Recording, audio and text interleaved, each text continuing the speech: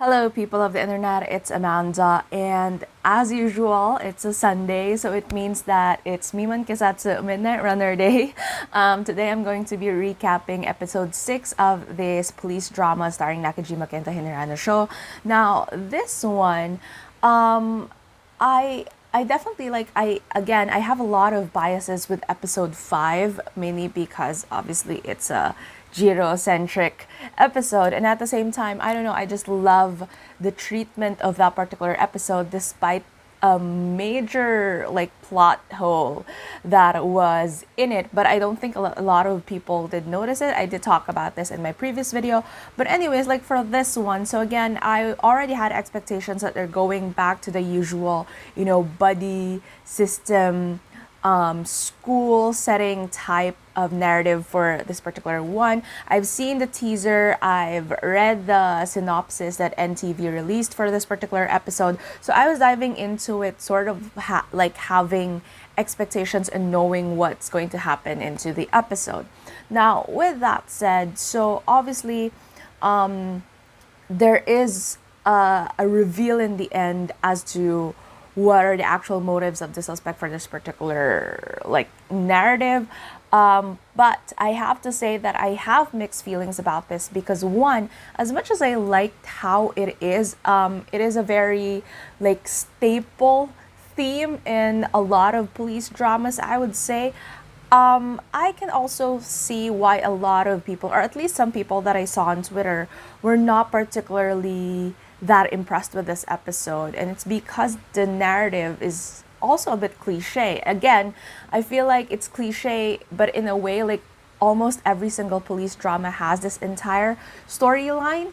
So that's something, that's one of the reasons why I'm sort of having mixed feelings about this episode. As usual, before that, I am going to recap what happened in the episode, so there are going to be spoilers. But again, I'll be explaining later into this video the things that I like about it and some of the things that I'm really hoping for, because apparently this is another two-parter, which we're going to get the next the second half next week.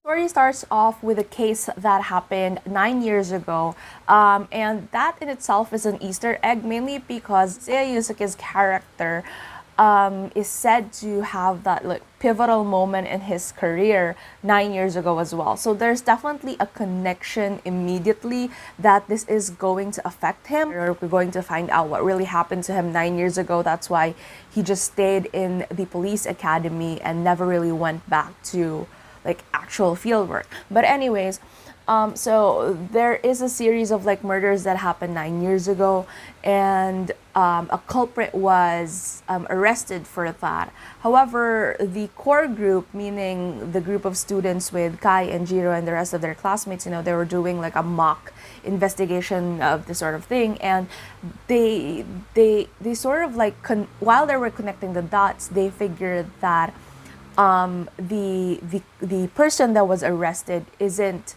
the criminal or the person responsible. So the person that was so the three people that were killed were, one, a student, one, the wife of the criminal that was the suspect that was arrested for this particular case, and another police officer. Now from there, it definitely shows us that there's a bit of a cover-up that happens. Forward to present time, one comes looking for Oikawa, and so Jiro and Kai, obviously being the little shits that they are, they get involved into the situation somehow and they got hostage. Now apparently Tomoya, who is the guy doing the hostaging, also has his sister Naoko with him, and they do this entire thing.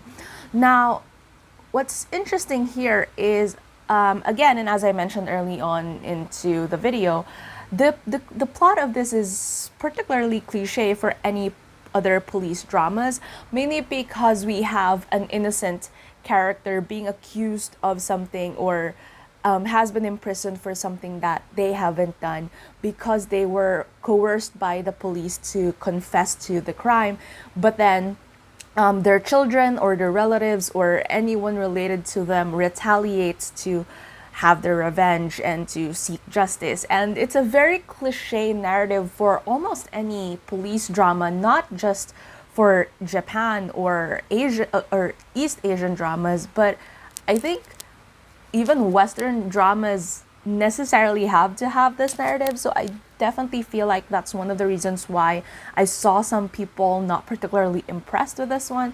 Obviously, when it comes to like hostaging and stuff like that. So there's definitely a very like there is some sort of like suspense here, but in terms of our main characters, like there's lesser action on their part. So that's also one factor that I'm thinking of. That's why a lot of people aren't exactly pleased with this one.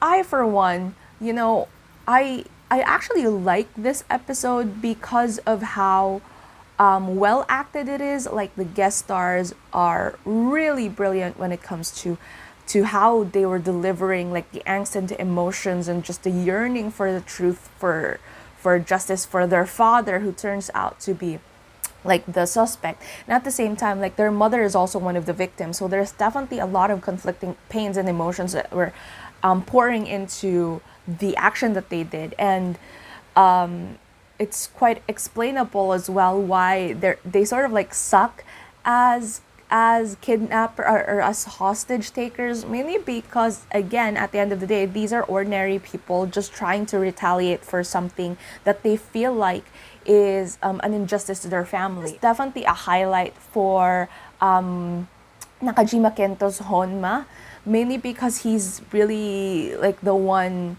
managing or navigating like the situation from inside.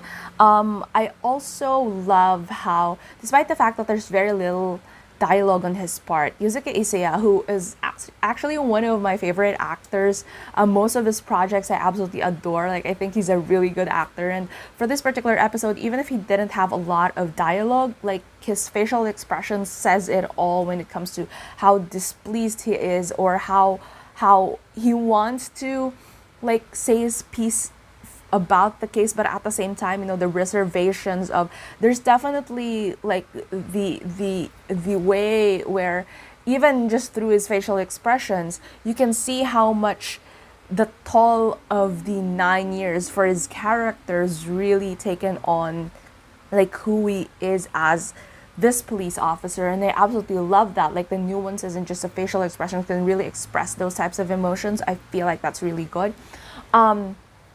What's interesting to me is, again, like even in between all these chaos, the plot or the narrative itself still manages to sneak in a couple of like comedic moments, and the comedic timing is really good, especially for in between Kai and Jiro. There are a lot of like very funny, very funny scenes in this particular episode, without it necessarily like overshadowing or looking too out of place with a very serious narrative that we have.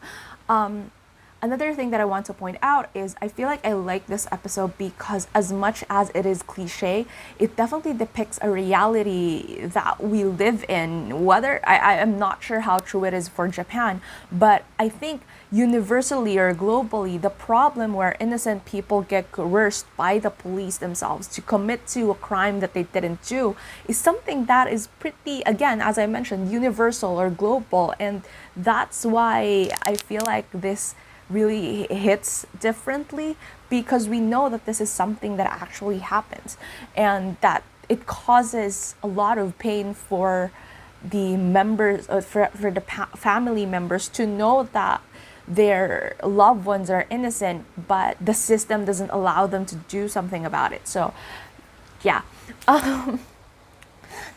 Now overall, I would say that I personally, like, even if there are a lot of like mixed feelings about this particular episode, I personally loved it, mainly because the acting made it stand out for me. The way that it ended is actually quite interesting. I love the part where Kai said that when he was asked how many people, how many are the hostage takers, and he said that there are 5, which I feel like symbolically also counts him, Oikawa, and Jiro along with the 2 others. And it's because they promised that they would get them the justice that they deserve, or the justice for their father that they deserve.